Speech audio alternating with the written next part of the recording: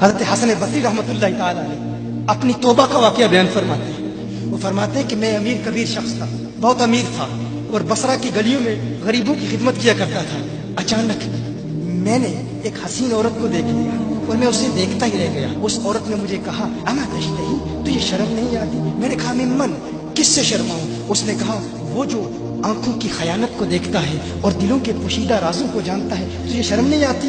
تجھے حیا نہیں آتی؟ کہا اس کا جملہ تو بہت بڑا تھا۔ حسن بصری اپنی توبہ کا واقعہ بیان فرما رہے ہیں۔ فرمایا اس کا جملہ تو بہت بڑا تھا لیکن وہ اتنی حسین تھی، ایسی خوبصورت تھی، میں پھر بھی مسلسل اسے دیکھتا رہا اور دیکھتا ہی رہ گیا۔ اور پھر آخر اس نے کہا کیوں بار بار مجھے دیکھتا ہے؟ میں نے اس عورت کو کہا کہ تیری آنکھیں اتنی خوبصورت ہیں کہ تیری جھیل جیسی آنکھوں میں ڈوبنے کا جی چاہتا ہے۔ اس عورت نے کہا اچھا تو ایسی بات کرتا ہے، تو یہاں انتظار کر۔ وہ عورت اپنے گھر میں چلی جاتی ہے۔ تھوڑی دیر کے بعد کہا میں انتظار کر رہا تھا۔ تھوڑی دیر کے بعد اس کی خادمہ آتی ہے، اس کے ہاتھ میں ایک تشت ہے اور اس تشت کے اندر اس پر ایک کپڑا ہے۔ کہا میں نے کپڑا اٹھایا تو اس میں اس کی 2 آنکھیں تھیں۔ اس نے اپنی 2 آنکھیں نکال کے اپنی خادمہ کو دے دی کہ اس کی وجہ سے اس کا دل دین سے دور ہوا ہے، مجھے یہ آنکھیں نہیں چاہیے۔ کہا اس پر ایک کاغذ تھا، کاغذ پر لکھا ہوا تھا مجھے ایسی آنکھوں کی ضرورت ہی نہیں جس سے ایک مرد فتنے میں مبتلا ہو جائے۔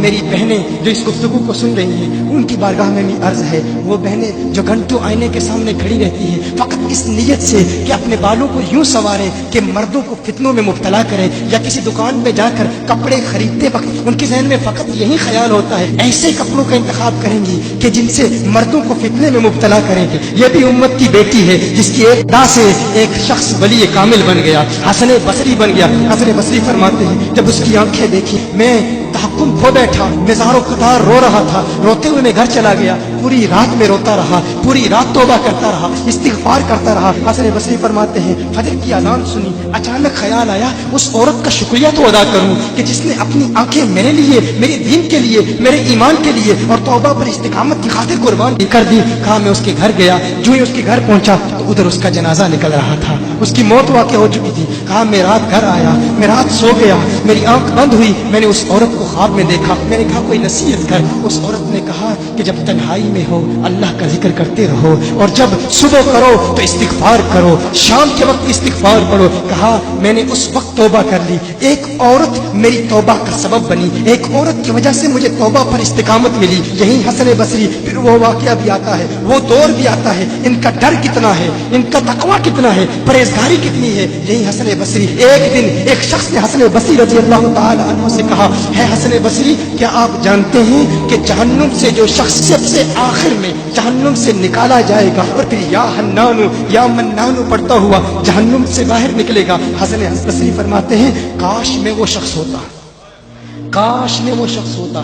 کہا گیا کہ جو جہنم سے سب سے آخر میں نکلے گا، 1000 سال جہنم میں رہے گا، یا حنانو یا منانو بڑھتا ہوا جہنم سے باہر نکلے گا۔ کہا کاش میں شخص ہوتا۔ انہوں نے کہا حضرت آپ کیا فرما رہے ہیں کہ آپ جہنم میں جانا چاہتے ہیں؟ آپ تو بزرگ ہیں، اللہ کے ولی ہیں۔ کہا تم میری بات نہیں سمجھے، وہ جو جہنم سے نکالا جائے گا کم از کم نکلنے کی ضمانت تو ہے، اس سے یہ تو پتا چل رہا ہے کہ ایمان پر موت واقع ہوگی، مجھے اپنے ایمان کی ضمانت نہیں ہے۔ میں نے اس لیے کہا کہ اگر مجھے یہ ضمانت بھی مل جائے کہ میں وہ ہوں تو وہ بھی مجھے قبول ہے، کم از کم ایمان تو سلامت لے کے جاؤں۔ میں کہتا ہوں اللہ فرماتا ہے خوف نہیں ہے، ڈر نہیں ہے، پھر فرماتا ہے یہ ڈرتے بھی ہیں، یہ ڈرتے بھی ہیں، لیکن ان کے ڈر اور ہمارے ڈر میں فرق کیا ہے؟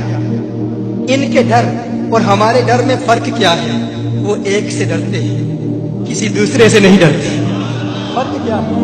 وہ ایک سے ڈرتے ہیں، ایک سے ڈرتے ہیں، کسی دوسرے سے نہیں ڈرتے۔ ہم اس ایک سے نہیں ڈرتے، اسی لیے ہر ایک سے ڈرتے۔ یہ فرق ہے، ہم اس ایک سے نہیں ڈرتے، اسی لیے ہر ایک سے ڈرتے ہیں۔